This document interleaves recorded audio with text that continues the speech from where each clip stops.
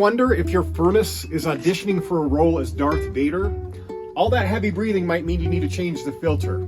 Don't worry, this isn't a sci-fi story, it's just home maintenance made easy. First things first, find the filter. It's usually hiding like rebel scum hide on the moon base above Endor. Spoiler alert, it's probably going to be dusty like the dunes of Tatooine. Once you found the filter, some of the most important things that you want to check are the airflow. You want to make sure that when you put the new filter in, the airflow stays the same. You also want to make sure that you have the right size. All homes have different size of filters. The other thing you'll notice is the dust that we talked about. We're going to replace this one with the same size and a clean filter.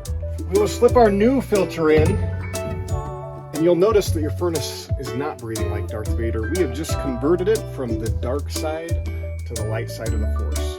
It's a good practice to check your filters every 3 months throughout the year: summer, fall, winter, and spring.